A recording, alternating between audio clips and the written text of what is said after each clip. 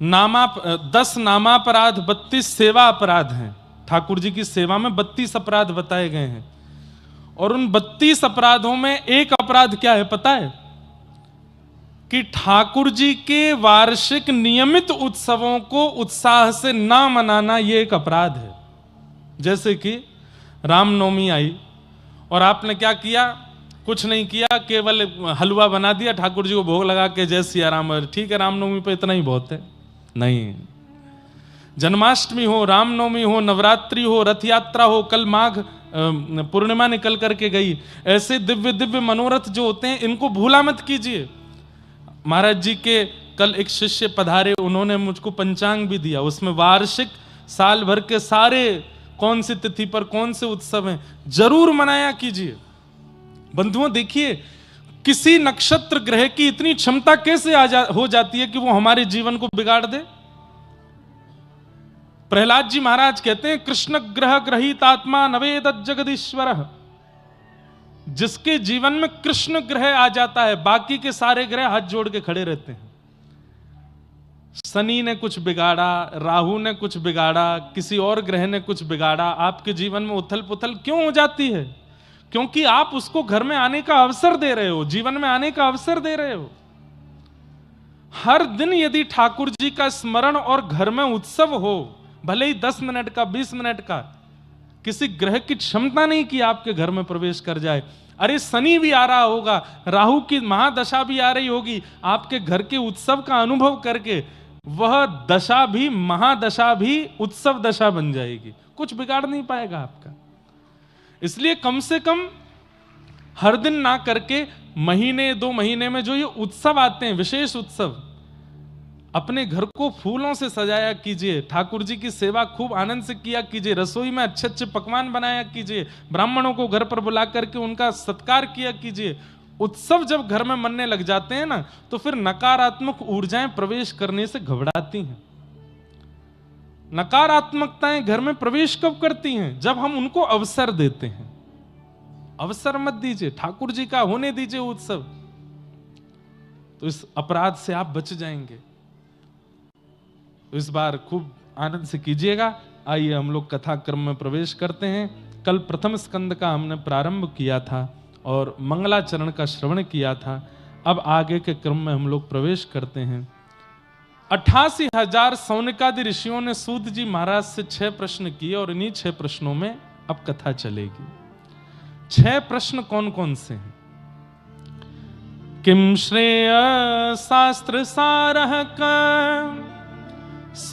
स्वावतार प्रयोजनम, किम कर्म के अवतारश्च धर्मः कम शरणम गतः। 6 प्रश्न किए हैं। किम श्रेय, भगवान के अवतार का श्रेय किसको जाता है? श्रेय समझते हैं? क्रेडिट किसको जाता है? भक्तों को कि राक्षसों को? ठाकुर जी राक्षसों के लिए आते हैं कि भक्तों के लिए आते हैं? पहला प्रश्न। किम श्रेय शास्त्र सारः क, हमारे हिंदू वैदिक सनातन धर्म में इतने शास्त्र हैं, इन समस्त शास्त्रों का सार क्या है, आश्रय क्या है? दूसरा प्रश्न, किम श्रेय शास्त्र सारः का, और तीसरा स्व अवतार प्रयोजनम, भगवान के अवतार का प्रयोजन क्या है? जो काम ठाकुर जी अपनी आज्ञा से देवताओं से करवा सकते हैं, उसको करने के लिए स्वयं क्यों आते हैं? अरे वो परमात्मा है, वो अपनी इच्छा शक्ति से कुछ भी कर सकते हैं, तो फिर वो स्वयं क्यों आते हैं? अरे रावण को मारने के लिए राम जी को आने की आवश्यकता नहीं है। वाल्मीकि रामायण में एक संदर्भ में भगवान श्री राम कहते भी हैं इस बात को, बोले जितनी देर में लक्ष्मण अपनी पलक झपकते हैं, इससे भी कम समय में मैं यहीं बैठे बैठे रावण को मार सकता हूं, मुझे लंका जाने की आवश्यकता नहीं। अरे लंका बहुत दूर की बात, ठाकुर जी को अवतार लेने की आवश्यकता नहीं, वो वहीं बैठे बैठे चिंतन करने लग जाएं तो रावण जैसे का जन्म ही ना हो, तो फिर ठाकुर जी अवतार क्यों लेते हैं? स्व अवतार प्रयोजनम, चौथा प्रश्न, किम कर्म, भगवान क्या कर्म करते हैं, क्या उन्हें भी कर्म बंधन होता है? पांचवा प्रश्न, के अवतारश्च, भगवान के अवतार कितने हैं? कोई कहता 10, कोई कहता 11, कोई कहता 24। और अंतिम प्रश्न, भगवान गीता में कहते हैं धर्म संस्थापनार्थाय संभवामि युगे युगे, मैं धर्म की स्थापना करने के लिए आता हूं। स्थापित करके भगवान तो चले जाते हैं, फिर धर्म की रक्षा कौन करता है? उस स्थापित धर्म का पालन कौन करता है? उस स्थापित धर्म की संरक्षणा किसके द्वारा होती है? ये 6 प्रश्न है। सबसे पहला प्रश्न क्या था? किम श्रेय, भगवान के अवतार का श्रेय किसको जाता है? भक्तों को कि राक्षसों को? अब मैं पूछूंगा तो आप सब लोग भक्त ही बोलोगे, लेकिन प्रमाण यदि मांगूंगा तो प्रमाण नहीं दे पाओगे। भगवान के अवतार का श्रेय भक्तों को ही जाता है। ठाकुर जी राक्षसों के लिए नहीं आते। हमारे पूज्य पिताजी महाराज इस संदर्भ में बहुत अच्छा एक उदाहरण देते हैं। मान लीजिए मुझे कटनी आना था एक विवाह में, लेकिन हमारे परपर दादाजी महाराज ने कटनी में एक निवास बना रखा था, घर था, सालों से बंद पड़ा है। तो मैंने क्या सोचा कि भाई जाना विवाह में है, लेकिन इसी बहाने अपने पुश्तैनी मकान को भी देख आएंगे, वहां थोड़ी साफ सफाई कर आएंगे। ठीक वैसे ही ठाकुर जी आते तो भक्तों के लिए, लेकिन सोचते हैं कि सबरी के लिए जाना है, सबरी के लिए जाना है, विभीषण के लिए जाना है, हनुमान जी के लिए जाना है, लेकिन लगे हाथ ये हमारे पृथ्वी रूपी घर में कुछ मकड़ी के जाले प्रकट हो गए हैं, रावण आदि, इनको भी साफ कर आएंगे जाते जाते। तो आए तो थे वो भक्तों के लिए, लेकिन सोचे जब आ ही गए हैं तो फिर इस भार को भी हल्का कर चलें, यहां कुछ लीला कर चलें, इस लीला के माध्यम से लोगों को कुछ पता चले। रावण के लिए ठाकुर जी नहीं आए हैं, राक्षसों के लिए नहीं आए, हमारे लिए आए, आपके लिए आए। इसलिए भगवान के अवतार का श्रेय ठाकुर जी अवतार, अवतार मतलब पुकारा है भक्तों ने कि अब तारो नाथ, अब हमसे नहीं हो रहा है, अब आप ही तारो, तब ठाकुर जी का होता है अवतार। तो किसके लिए आते हैं ठाकुर जी? हमारे लिए आते हैं। शास्त्र सारह का, इतने शास्त्रों का सार क्या है लिख लीजिएगा। हमारे समस्त शास्त्रों के 2 ही सार हैं, लिख लीजिए। समस्त हिंदुओं को पता होना चाहिए कि हमारे शास्त्रों का सार क्या है। अष्टादश पुराणेषु व्यासस्य वचनद्वयम् परोपकार पुण्याय पापाय परपीडनम। हमारे समस्त शास्त्रों के 2 ही सार हैं। जो आपको अपने लिए बुरा लगता है वो किसी के साथ मत करो, और असहाय जीवों की, अपने से कम शक्तिशाली जीवों की, चाहे बुद्धि में कम हो, चाहे धन में कम हो, चाहे यौवन में कम हो, चाहे जीवन में कम हो, उनकी सहायता। ये 2 क्रिया अगर आपके जीवन में हैं तो आप धार्मिक हो। यही हमारे शास्त्रों का सार है।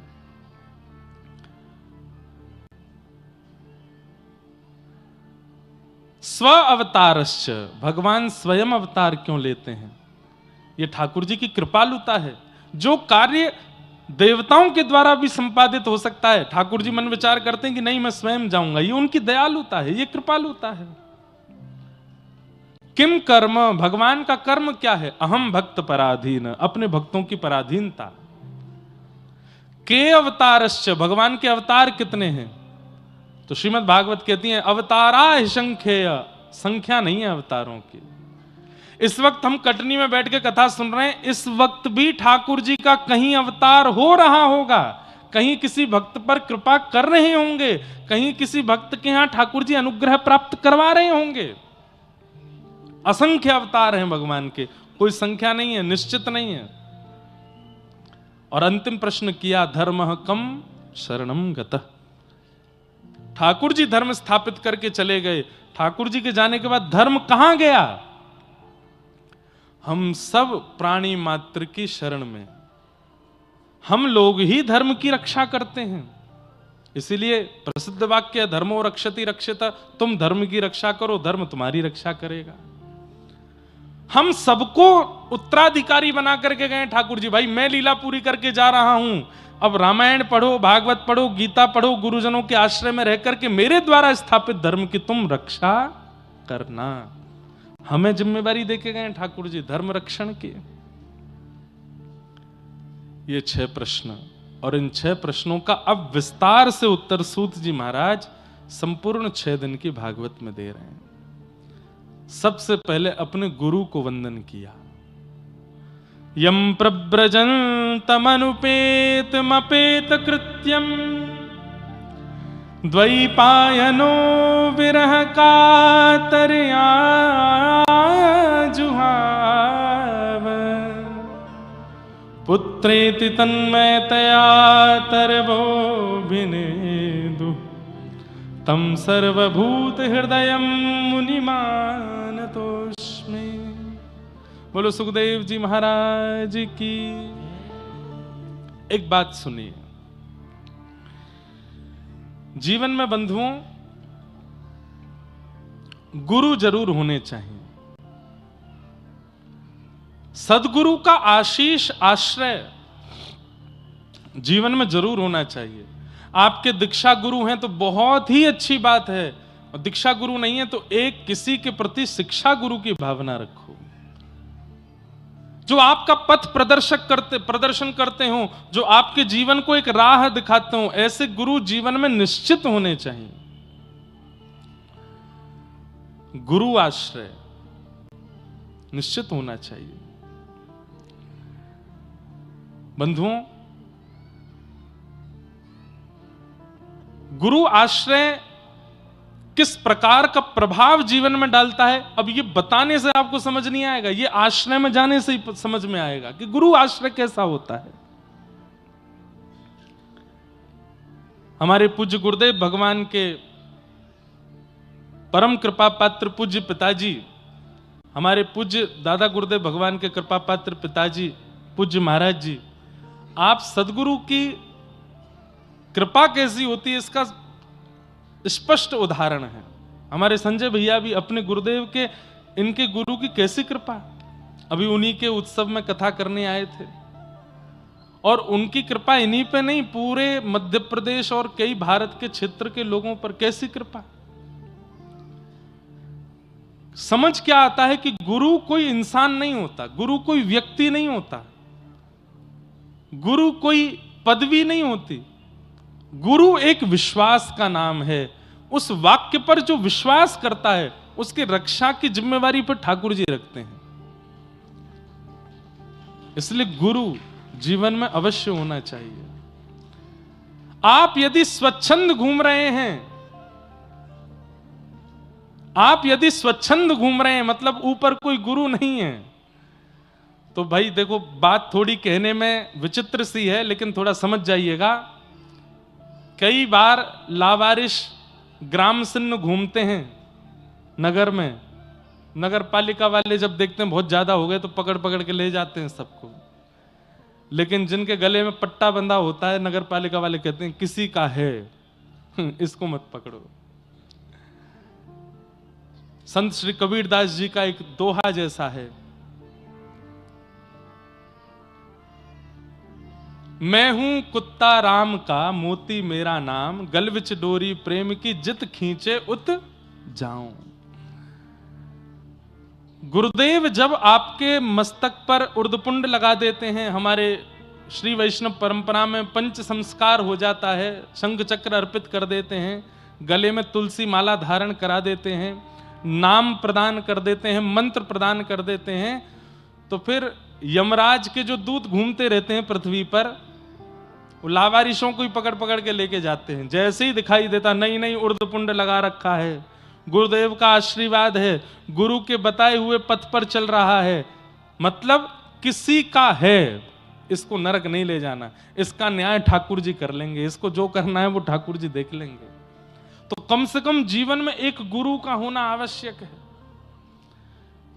और गुरु का होना मतलब ये नहीं कि केवल गुरु जी बना दिए, अब गुरु जी जाने गुरु जी का, उनकी वाणी पर विश्वास। सूरदास जी महाराज को नेत्रों से दिखाई नहीं देता, देख नहीं सकते वो दुनिया को, लेकिन महाप्रभु श्रीमन वल्लभाचार्य जी महाराज की ऐसी कृपा, जिस दिन से दीक्षा प्रदान की, ब्रह्म संबंध प्रदान किया सूरदास जी को, बिना नेत्रों के सब कुछ अनुभव करते थे।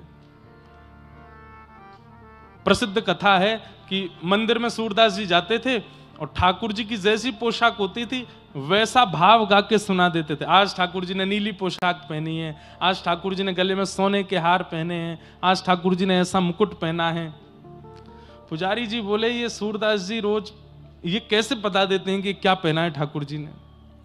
खूब सबको कह दिया, इनको कोई बता देता है, कोई बताना नहीं। सब प्रयास कर लिए, लेकिन फिर भी वो बता देते आज ठाकुर जी ने क्या पहना है। एक दिन पुजारी जी बोले, आज मैं वस्त्र ही नहीं पहनाऊंगा ठाकुर जी को। ये रोज आके गा देते हैं नीला वस्त्र पहना है, आज श्वेतांबर है, आज पीतांबर है। आज ठाकुर जी को वस्त्र ही नहीं पहनाएंगे, लंगोटी में ठाकुर जी को खड़ा करेंगे, देखते हैं आज क्या बोलेंगे। सूरदास जी आए, जैसे ही कपाट खुले, पुजारी जी बोले, आज कैसे लग रहे हैं ठाकुर जी? सूरदास जी तुरंत गाने लगे, आज हरि देखे नंगम नंगा, मोतिन माल गले उर साजे, छवि के उठत तरंगा, आज हरि देखे नंगम नंगा। महाराज जितने दर्शनार्थी सबने प्रणाम किया और पूछने लगे, सूरदास जी हम यहां दो नेत्र वाले होकर के ठाकुर जी का वह अनुभव नहीं कर पाते, आप बिना नेत्रों के कैसे देखते हो? तब सूरदास जी ने कहा, भरोसो, मेरे पास भरोसा है। किस बात का? मेरे गुरुदेव के चरणारविंदों का। दृढ़ इन चरणन केरो, श्री वल्लभ नख चंद्र छटा बिन, सब जग माही अधेरो, भरोसो दृढ़ इन चरणन केरो। और सूरदास जी एक बात कहते हैं, बहुत ध्यान से सुनिएगा, कि कलयुग में यज्ञ से, तप से, जप से, साधन से भगवत प्राप्ति होगी, इस बात का कंफर्मेशन नहीं है। सतयुग में हो जाएगी, त्रेता में हो जाएगी, द्वापर में हो जाएगी, पर कलयुग में जितना कठोर तप करोगे ठाकुर जी मिलेंगे, कोई गारंटी नहीं है। तो बोले कलयुग में भगवत प्राप्ति का साधन क्या है? तब सूरदास जी कह रहे हैं, साधन और नाहिया कली में, जासो होत निवेरो। और कोई साधन नहीं है, केवल एक साधन है, क्या? भरोसो दृढ़ इन। अपने गुरु के प्रति भरोसा कर लीजिए, अपने गुरु के प्रति ऐसा अटूट विश्वास कर लीजिए कि बस यही है सब कुछ मेरे। उसके बाद ठाकुर जी कह रहे हैं कि इस कलिकाल में कुछ मत करो, गुरु के प्रति भरोसा रखो।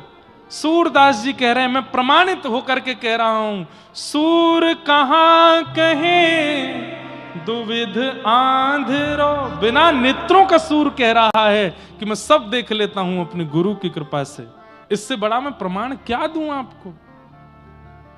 इसलिए भैया, प्रभाव देख करके नहीं, स्वभाव देख करके गुरु बनाइए, लेकिन गुरु बनाइए जरूर। आजकल प्रभाव बहुत होने लगा, हमारा भी हो रहा है, हमको बहुत डर लगता है इससे, लेकिन हम सत्य बता रहे हैं, प्रभाव देख करके गुरु नहीं बनाइएगा। देख लिया चकाचौंध है महाराज गुरु जी की, धुआंधार भीड़ चलती है आगे पीछे, ना। गुरु वो जो स्वभाव से सामान्य हो, गुरु वो जो स्वभाव से सरल हो। और एक बात बताएं, गुरु की पहचान, वैसे तो गुरु को परखना नहीं चाहिए, पर जिनको देखते ही, जिनकी वाणी सुनते ही, जिनकी उपस्थिति होते ही कोई इंसान ना दिखता हो, ठाकुर जी का स्मरण होता हो, समझो वही आपके गुरु हैं। और एक बात और बोल दूं, एक बात और सुनिए, फिर बजाना ताली। जिनकी बातें सुन के, जिनकी उपस्थिति होते ही, जिनके प्रवचन सुनते ही, जिनको प्रणाम करते ही, जिनको दर्शन करते ही अपने सालों साल के अंदर विराजमान अवगुण को छोड़ने का मन कर जाता हो, समझो वही गुरु है। ये गुरु है। मैं व्यसनी हूं, मैं क्रोधी हूं, मैं लोभी हूं, और ये वर्षों से मेरे चित्त में है, लेकिन मैं इस दोष को निकाल नहीं पाड़ा। लेकिन सन्मुख कोई ऐसा महापुरुष आया जिसके आते ही मन में भाव आया कि अब क्रोध का त्याग कर दूं, अब लोभ का त्याग कर दूं, अब मोह का त्याग कर दूं, अब व्यसन का त्याग कर दूं, समझो वही गुरु है। आपके लिए ही भेजा ठाकुर जी ने। गुरु वो नहीं जो आपसे कहे चेला राम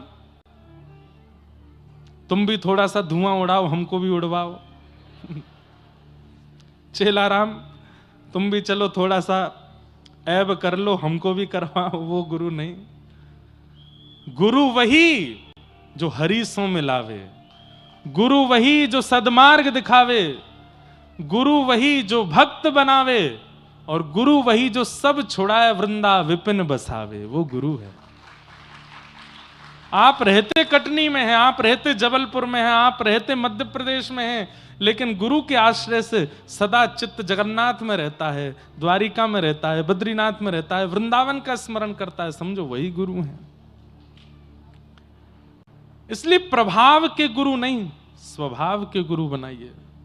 और एक बात बोलें, केवल गुरु की बात नहीं है, प्रभाव देख करके कोई संबंध मत बनाइए। ना मित्र बनाइए, ना भाई बनाइए, ना पत्नी बनाइए, ना पति बनाइए। और ये सामाजिक संबंध जो बन जाते हैं हमारे कई सारे, अरे तुम मेरे मुंह बोले बहन हो, तुम मेरे मुंह बोले भाई हो, प्रभाव देख करके सब बहुत जल्दी बना लेते। ना, प्रभाव नहीं। प्रभाव का स्वरूप है, बहुत दिन तक टिकता नहीं है, पर स्वभाव सदा रहता है, सदा रहता है। रावण प्रभावशाली था, और मैं अगर कह दूं तो प्रभु श्री राम के समय पर कुछ समय के लिए प्रभु श्री राम से ज्यादा प्रभाव कहीं ना कहीं रावण का हो रहा था, लेकिन प्रभाव नहीं, स्वभाव की विजय हुई। श्री रामचंद्र कृपालु भज मन हरण भव भय दारुणौ, नव कंज लोचन कंज मुख कर कंज पद कंजारुणौ। श्री राम, उनके स्वभाव की विजय हुई। वो मर्यादा पुरुषोत्तम है। पिता के प्रति मर्यादा, पत्नी के प्रति मर्यादा, मित्र के प्रति मर्यादा, अरे कहां तक कहें शत्रु के प्रति मर्यादा, सब मर्यादाओं का पालन करने वाले राघव जी की विजय हुई। क्यों? प्रभाव नहीं, स्वभाव। और आप सबसे भी एक निवेदन करें,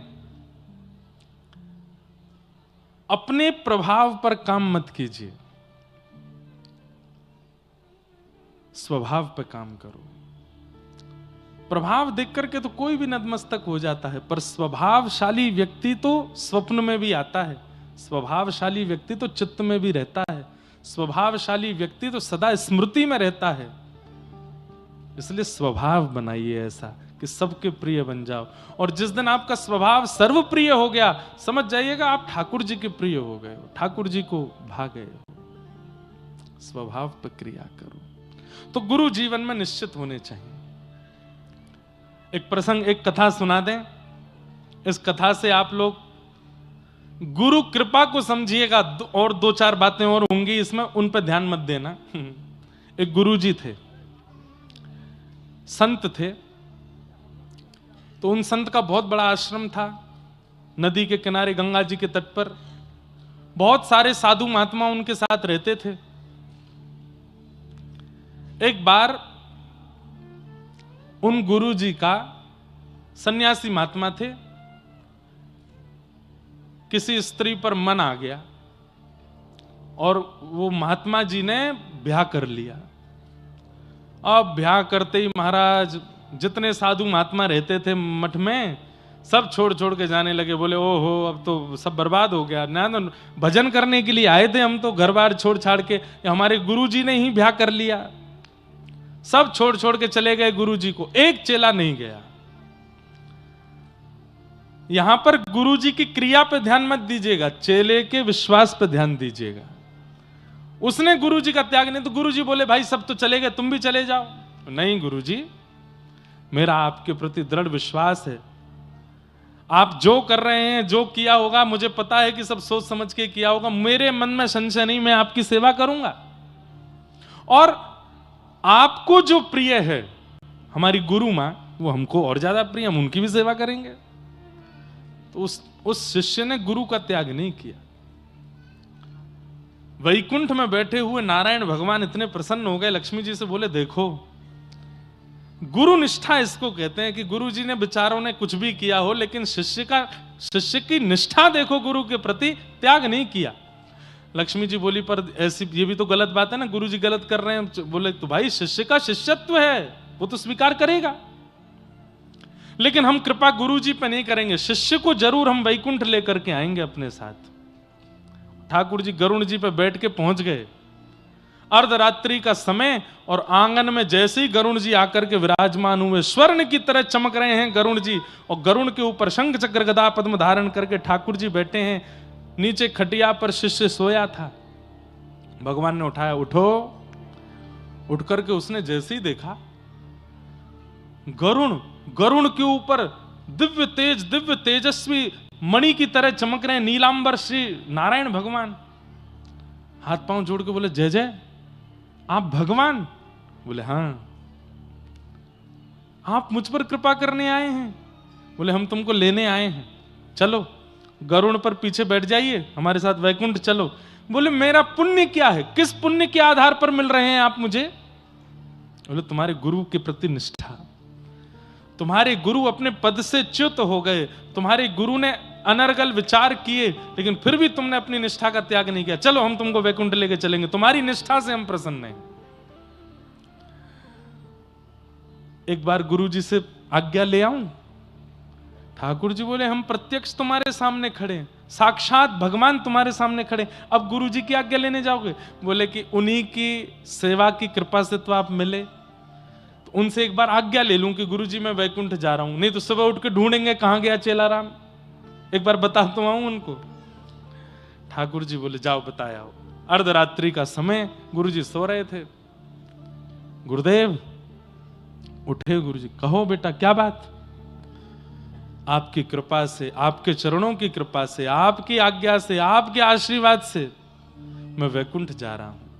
साक्षात शंख चक्र गदा पद्मधारी ठाकुर जी गरुण पर विराजमान होके हमारे आश्रम में पधारे हैं, बाहर आंगन में ठाड़े हैं, मुझे लेने के लिए आए हैं। मैं आपको प्रणाम करके आज्ञा लेके जा रहा हूं। गुरु जी आज्ञा दो, मैं वैकुंठ जाऊं।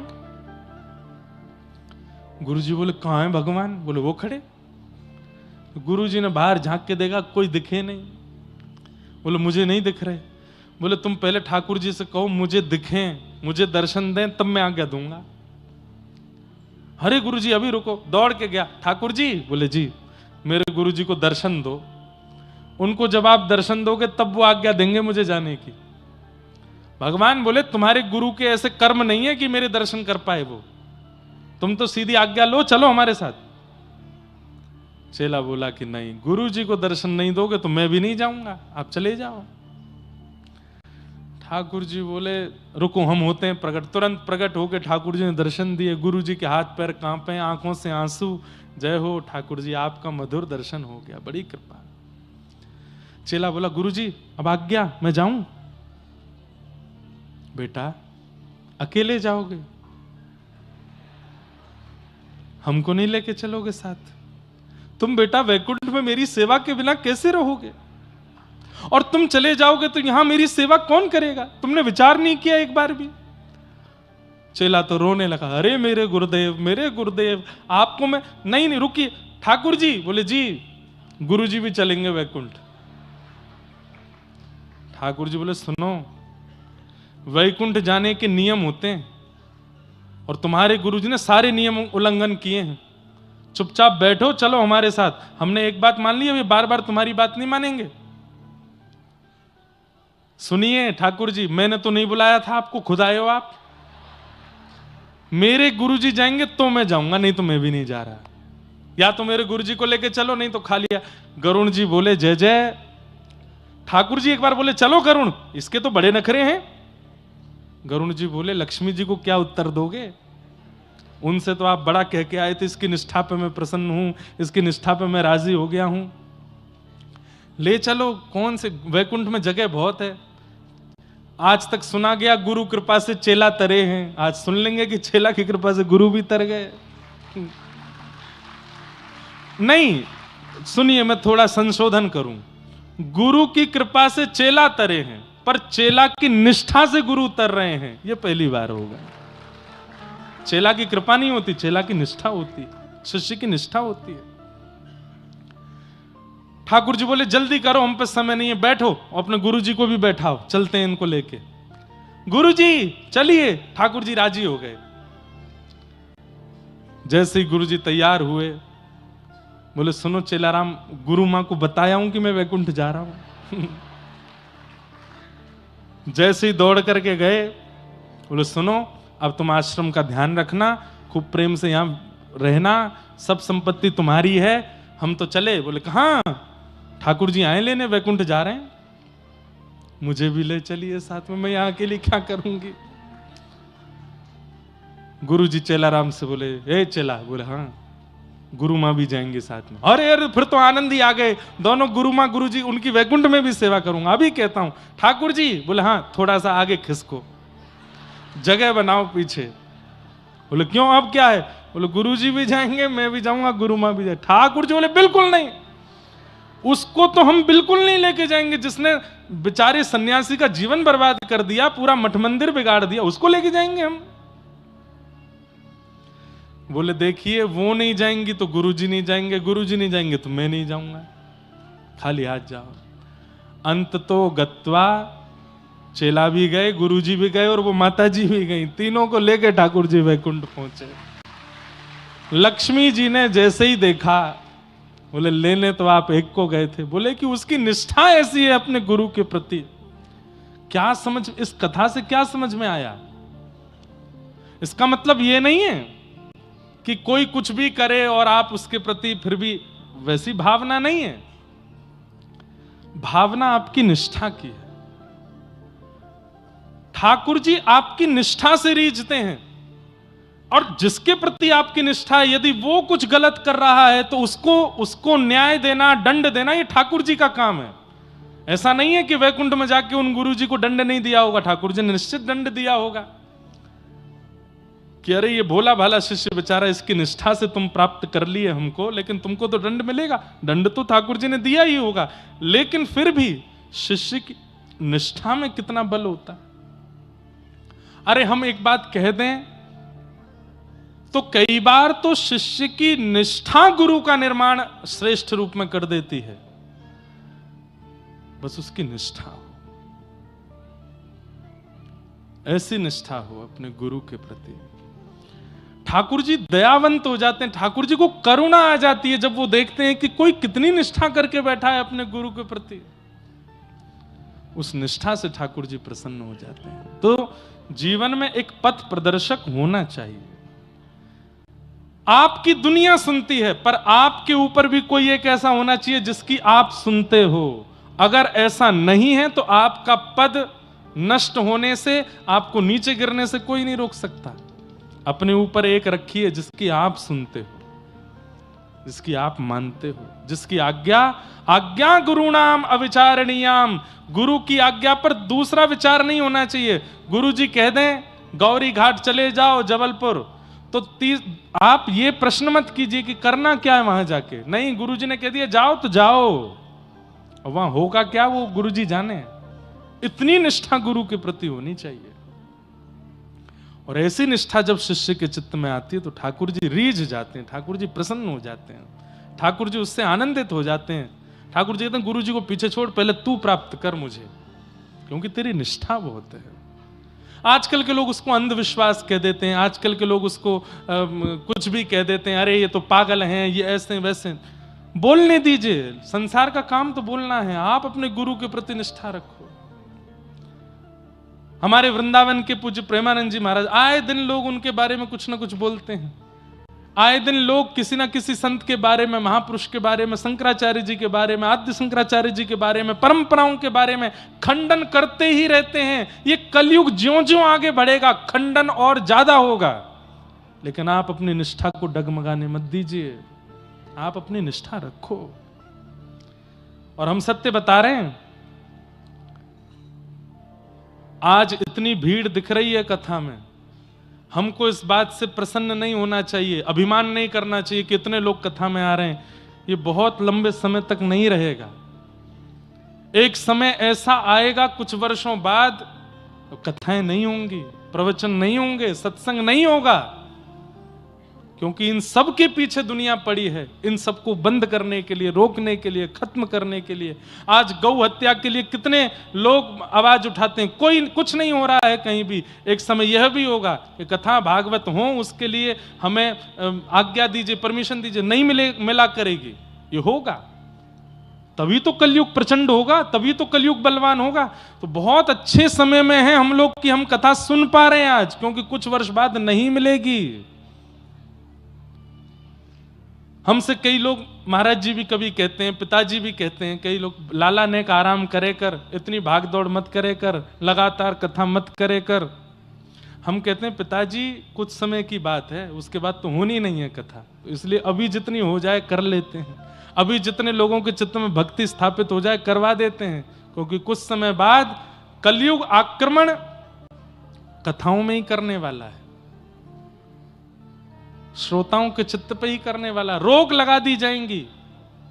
भगवान ना करे कि वो समय हमें देखना पड़े, पर आएगा जरूर। इसलिए भैया अभी कृपा है ठाकुर जी की, इस कृपा का अनुभव करके खूब कथाएं सुन लो, खूब अपने जीवन का उद्धार कर लो, खूब गुरु आश्रय करके मंगल में गति को प्राप्त कर लो, क्योंकि कल में परलय होएगी। बहुरी करेगो कब, आज ही करो, भजन तो अभी कर लो। हमारे पूज्य महाराज जी जब लाला कह करके हमको पुकारते हैं ना कि लाला तुम ठीक होना, लाला तुम प्रसन्न होना, लाला तुम स्वस्थ होना, बस हमें लगता है कि महाराज जी लाला कह देते हैं और हमारे बारे में थोड़ा सोच लेते हैं ना, इसी से ही ठाकुर जी प्रसन्न हो जाएंगे कि ये प्रसन्न है। हमारे पूज्य गुरुदेव भगवान पूज्य पिताजी महाराज 5 तारीख को वे भी कथा में यहां पधार रहे हैं। अभी 4 को आ रहे हैं कि 5 को आ रहे हैं, 4 या 5 में से किसी एक दिन आ रहे हैं। अभी छत्तीसगढ़ में कथा चल रही है, वहाँ विश्राम करके फिर यहाँ भी पधारेंगे। उनका भी भाव है कि हमारे गुरु स्थान पर कथा चल रही है कटनी में, तो हम भी पहुँचेंगे। वे प्रसन्न हो जाते हैं जब अपने शिष्य से, अपने दास से, तो हमें लगता है कि बस ठाकुर जी प्रसन्न हो गए। गुरु की प्रसन्नता, प्रयच्छति गुरु प्रीतो वैकुंठम योग दुर्लभम। गुरु प्रसन्न है तो ठाकुर जी प्रसन्न हो जाएंगे। सूत जी महाराज ने अपने गुरु को वंदन किया और वंदन करते हुए सूत जी महाराज अब यहां से कहना प्रारंभ करते हैं। और कहते हुए क्या कह रहे हैं, बहुत सुंदर बात।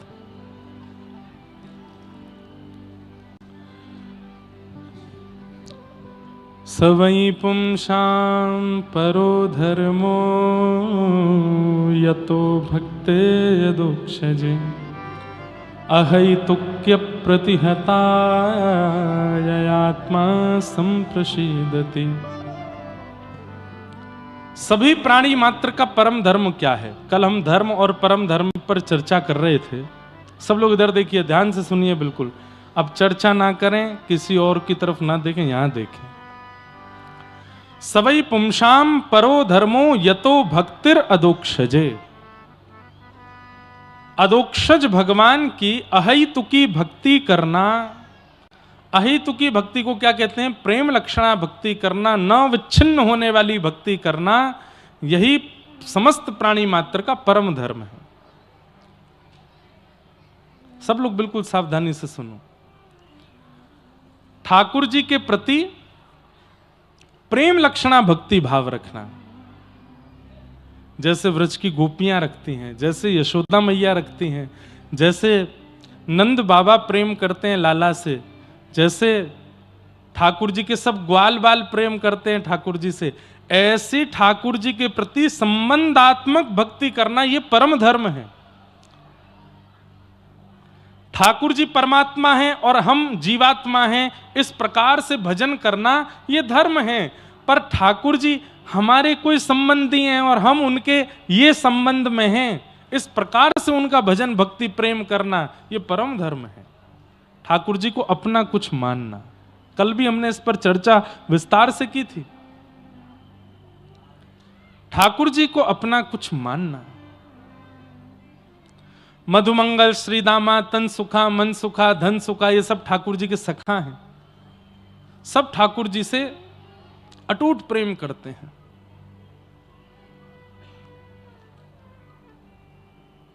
शास्त्रों में कहीं कहीं वर्णन आता है कि जब ठाकुर जी गौ चारण करके लौटते हैं, वाह, आओ पधारिए विराज। हमारे सागर क्षेत्र के विधायक जी शैलेंद्र जैन जी आए हैं, बहुत बहुत आप अभिनंदन, विराज हैं।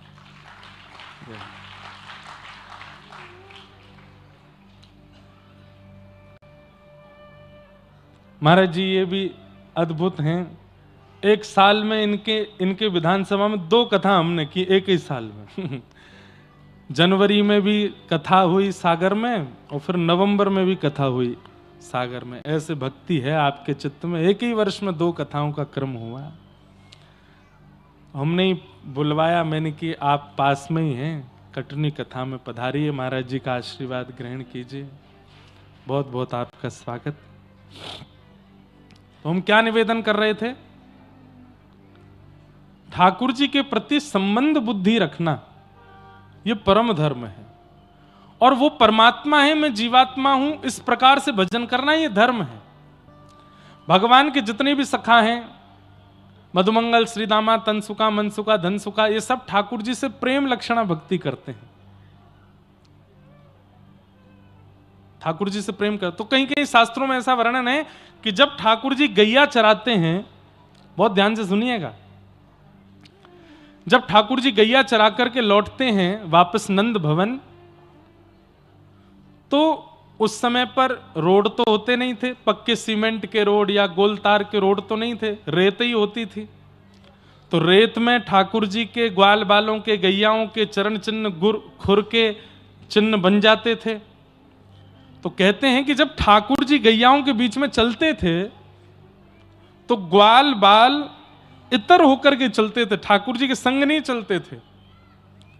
एक दिन ठाकुर जी बोले, ए मधुमंगल, श्रीदामा, तनसुका, मनसुका, सबरे सखाओ इतकु आओ,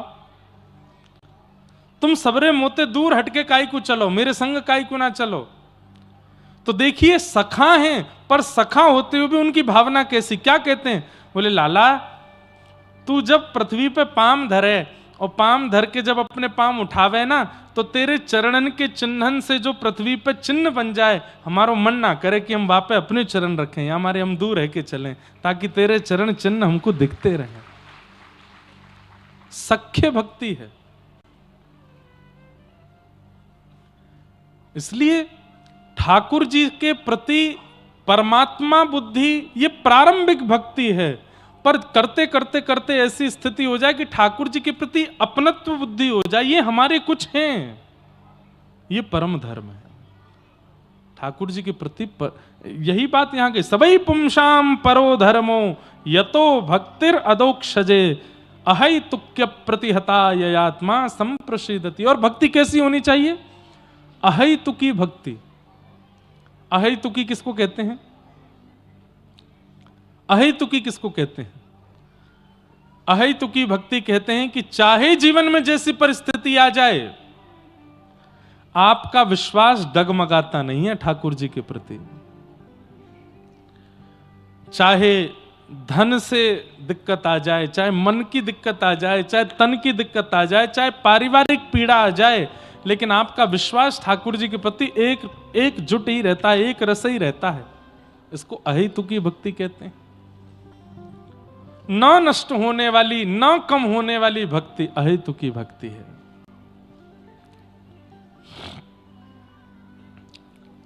धर्मस्य यापवर्गस्य नार्थोऽर्थायोपकल्पते नार्थस्य धर्मैकान्तस्य कामो लाभाय स्मृत। आप सब लोगों ने एक भक्तिमती भक्त का नाम सुना होगा जिनका नाम था करमेती बाई। नाम सुना है? करमेती बाई।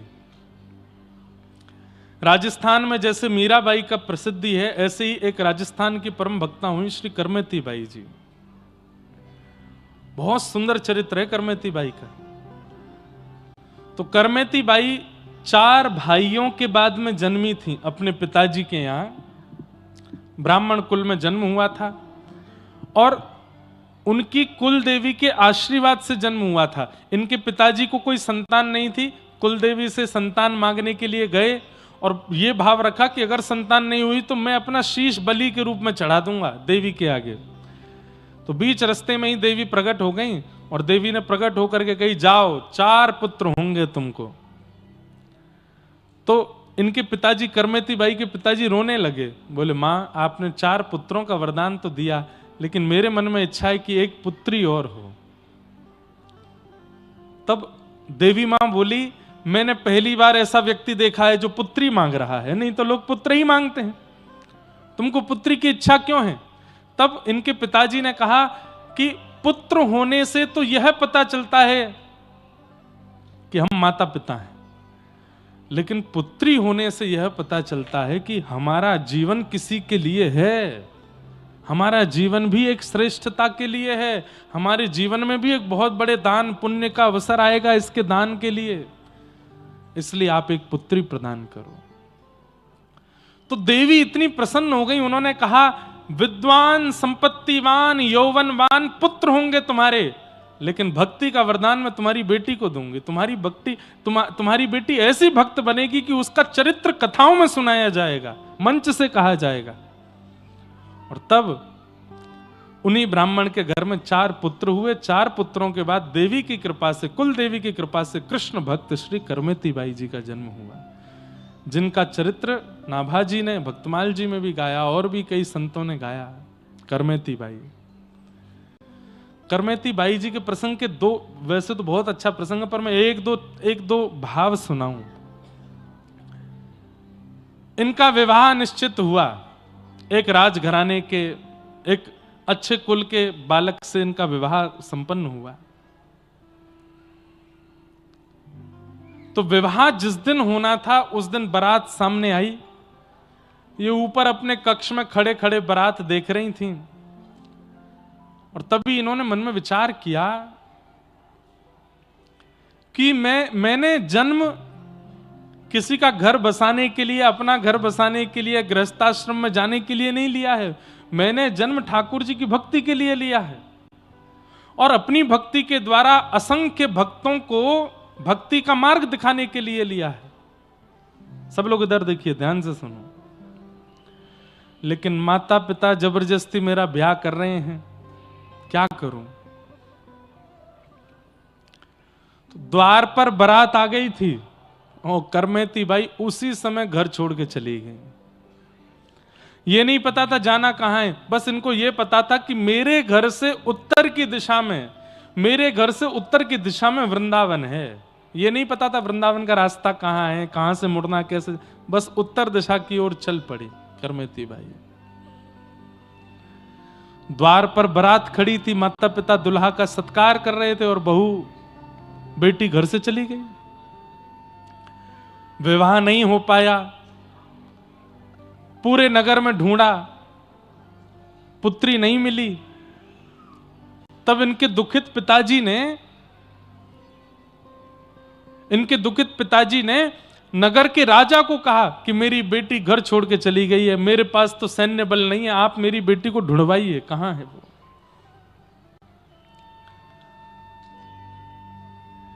तब राजा ने अपनी सेना लगा दी, बोले ढूंढ के लाओ, कहां गई है ब्राह्मण देवता की पुत्री।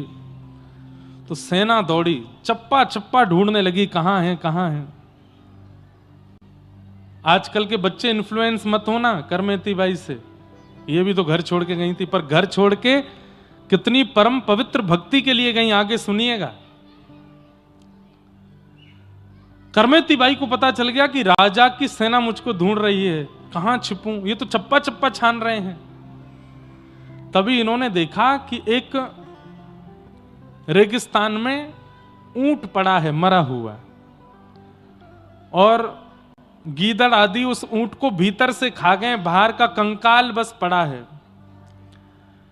अरे उस ऊंट के पास जाना बहुत दूर की बात है, किलोमीटरों दूर तक उसकी दुर्गंध आ रही थी, इतनी दुर्गंध आ रही थी। करमेती बाई दौड़ करके गई और उस ऊंट के कंकाल के भीतर जाके छिप गई। आप कहोगे महाराज जी 10-15-20 मिनट छिपी होंगी ताकि सेना चली जाए तो ये निकल के बाहर भाग जाएं। 3 दिन तक उसके अंदर छिपी रही। प्रसंग आता है कि करमेती बाई जब वृंदावन पहुंच गई और फिर कालांतर में प्रसिद्ध हो गई, संत जन इनका सत्संग सुनने के लिए जब आते थे, तब एक संत ने इनसे प्रश्न किया कि बाई साहब, हमने सुना है कि जब आप राजस्थान से वृंदावन आई थी तो सेना से बचने के लिए आपने ऊंट के कंकाल में 3 दिन निवास किया। करमेती बाई बोली हाँ। तो फिर उन्होंने कहा क्षमा कीजिएगा, बुरा मत मानिएगा, पर कोई जानवर मर जाता है तो उसके शरीर की दुर्गंध इतनी विष के समान होती है कि उसको एक बार कोई ले लेता है तो उस व्यक्ति का सिर दर्द करने लगता है। आप 3 दिन उस दुर्गंध युक्त पेट ऊंट के पेट में कैसे बैठ गई? करमेती बाई बोली 2 बात। पहली बात, जिसके चित्त में प्रेम लक्षणा भक्ति जागृत हो जाती है ना, उसको फिर परिस्थिति से फर्क नहीं पड़ता।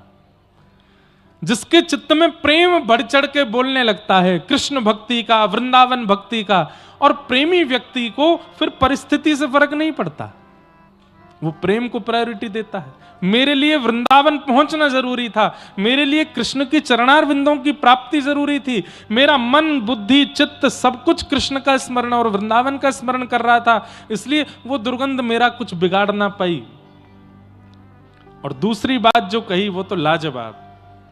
करमेती बाई कहती हैं, भैया इससे भी ज्यादा दुर्गंध युक्त मलमूत्र से भरा हुआ मां का पेट होता है। जब हम उसमें 9 महीने गुजार सकते हैं तो कृष्ण की प्राप्ति के लिए 3 महीने दुर्गंध युक्त ऊंट के भीतर नहीं बैठ सकते।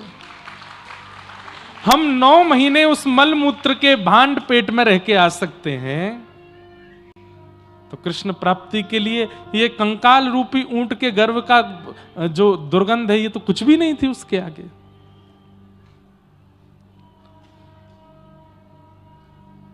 करमेती बाई, कभी मुझे अवसर मिलेगा मैं 2-3 दिन केवल करमेती बाई का प्रसंग, बहुत सुंदर है, बहुत अद्भुत है। हमारे श्री नारायण दास भक्तमाली जी पूज्य बक्सर वाले मामा जी ने पूरी करमेती बाई का चरित्र लिखा है, गाया है, इतना अद्भुत है। मीराबाई का प्रसंग सब सुनते हैं, पर अब करमेती, हम अभी इस वर्ष और कुछ कथाएं करने के बाद में और फिर उन भक्तों के चरित्र सुनाएंगे कथाओं में जिनके चरित्र किसी को पता ही नहीं है, जिनके चरित्र लोगों ने सुने नहीं, ऐसे भक्तों के चरित्र अद्भुत हैं। तो फिर एक प्रसंग और आता है कि करमेती बाई जब वृंदावन आ गई, कुछ सालों बाद इनके पिताजी को पता चला कि करमेती वृंदावन में है, तो वो गुस्से में भर करके लड़ने के लिए अपनी पुत्री के पास गए। यमुना के तट पर परनकुटी बना करके करमेती बाई रहती थी।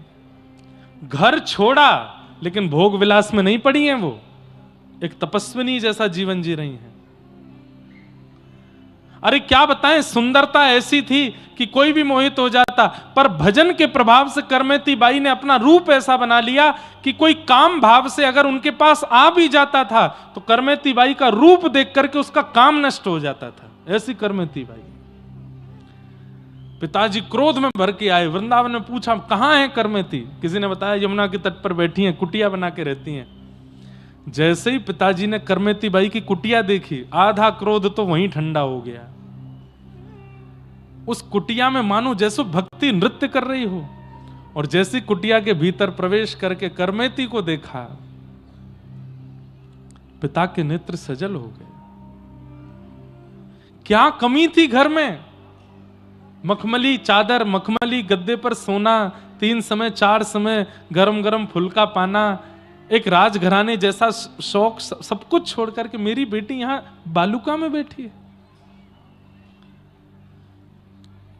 करमेती बाई ने नेत्र खोल के जब अपने पिता को देखा, प्रणाम किया, पिताजी आई है। कैसे आई? ममता नहीं है चित्त में कि रोने लग गई हूं ना। बोले बेटी मेरे अंदर क्रोध तो बहुत था पर पता नहीं कहां चला गया, लेकिन एक प्रश्न अभी तक मेरे चित्त से नहीं गया है, उस प्रश्न का उत्तर जानने आया हूं मैं। बोले क्या पिताजी? तूने एक बार भी विचार नहीं किया कि मेरे पिता की नाक कट जाएगी? मेरे पिता को समाज में मुंह कैसे दिखाएंगे अगर मैं घर छोड़ के भाग गई तो? मेरे द्वार पर बारात खड़ी थी लाली, एक परिवार अपना पूरा घर सजा करके और किसी दूसरे परिवार के स्वागत में वहां खड़ा था। एक व्यक्ति दुल्हा बन करके आया, उसके माता पिता सब परिवार लोग आए।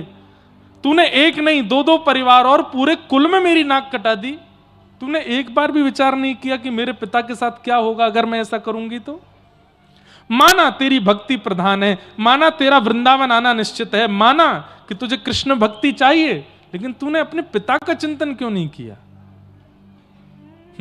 करमेती बाई ने ऐसा उत्तर दिया, हो सकता है कई माता पिताओं को अच्छा ना लगे, लेकिन यह बिल्कुल शास्त्रीय बात थी।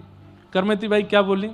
पिताजी मेरी क्षमा बहुत छोटी है आपके अपमान के आगे, इसलिए मैं अगर क्षमा मांगूंगी तो शायद मैंने जो किया उसमें मुझे क्षमा नहीं मिलेगी। लेकिन ये संसारी विषय है, आध्यात्मिक विषय यदि देखोगे तो पिताजी मेरी बात आपको कड़वी लगेगी, आप कहो तो मैं कह दूं। पिताजी बोले बोलो। बोले पिताजी नाक उनकी कटती है जिनकी नाक होती है, और नाक उन्हीं की होती है जो कृष्ण के होते हैं, जो राम के होते हैं, जो नारायण के होते हैं, जो गुरु के होते हैं। पिताजी संसार के विषय भोगों में, इस संसार के लोक रंजन में, इस संसार के लोग जो कभी किसी के नहीं हो सकते, इनके लिए नाक बचाने के लिए आप अपनी भक्त बेटी का एक विषयी जीव से ब्याह कर रहे थे। नाक आपकी नहीं कटी पिताजी, अगर ब्याह हो जाता तो मेरी कट जाती, क्योंकि मैं कृष्ण की हूं, मैं राम की हूं, और उसके बाद भी एक विषयी व्यक्ति को अपने जीवन में आने का अवसर देती मैं, मेरी नाक कटती पिताजी। नाक तो उनकी होती है जो ठाकुर जी के होते हैं। आपको फिर भी लगा कि मैंने अपराध किया, तो इस अपराध की भरपाई मैं केवल एक भाव से कर सकती हूं, सालों से जिनकी सेवा कर रही हूं ठाकुर जी की, अब ये मैं आपको प्रदान करती हूं, इनकी सेवा करो। आपके अब मैं नहीं हूं आपके यहां, मेरी जगह ये विराजेंगे। और अपने घर के ठाकुर जी दिए। पिताजी के चित्त का जितना विषाद था सब चला गया। और करमेती बाई के ठाकुर जी आज भी राजस्थान के सीकर जिले में विराजमान है, वही ठाकुर जी, उनको लाकर के पिताजी ने विराजमान किया, और माता पिता का वह नाक कट गई वाला विषाद निकल गया, और वे दोनों भी कृष्ण भक्त होकर के भगवत धाम की प्राप्ति कर गए। ऐसी करमेती बाई, उनका प्रसंग, बंधुओं मीराबाई, करमेती बाई, इनके प्रसंग सुन लीजिए, इन जैसा बनना बहुत मुश्किल है। पर परम धर्म कहते भी ऐसी ही भक्ति को हैं। हम आप जो कर रहे हैं वो धर्म है, पर इस प्रकार की जो भक्ति है उसे परम धर्म कहते हैं। जो ठाकुर जी के प्रति इतनी प्रीति, इतना लगाव, इतना कि सर्वस्व त्याग दिया ठाकुर जी के लिए, ऐसी भक्ति, इसी को परम धर्म कहते हैं। धर्मस्य यापवर्गस्य नार्थोर्थायोपकल्पते, नार्थस्य धर्मैकान्तस्य कामो लाभाय स्मृत। धर्म कैसा है? बोले अपवर्ग है। बहुत ध्यान से सुनिएगा, बड़ा अच्छा प्रसंग है ये, बड़ी अच्छी बात बता रहे हैं यहां सूत जी। धर्मस्य आपवर्गस्य, धर्म पवर्ग नहीं है, अपवर्ग है। पवर्ग में 5 शब्द आते हैं, प फ ब भ म। पवर्ग शब्द होते हैं हिंदी वर्णमाला में, प फ ब भ म। तो पा से बनता है पाप, फ से बनता है फल, ब से बनता है बंधन, भ से बनता है भय, और म से बनता है मृत्यु। इन 5 योजनाओं में की गई भक्ति को श्रेष्ठ नहीं बताया गया। मतलब पाप करने के बाद भजन करना पाप करने से पहले करना चाहिए था, अब पाप हो गया, अब डर के कारण भजन में लग गए, डर के कारण हनुमान जी के पास, शनि महाराज के पास, कुल देवता के पास, कुल देवी के पास घूम रहे हैं, हमसे पाप हो गया। वो भजन भजन नहीं माना जाता, वो प्रायश्चित्त माना जाता है। उस भजन के फल से ठाकुर जी प्रसन्न नहीं होते, आपके पाप को नष्ट करते हैं, इसलिए उसको श्रेष्ठ भजन नहीं माना गया।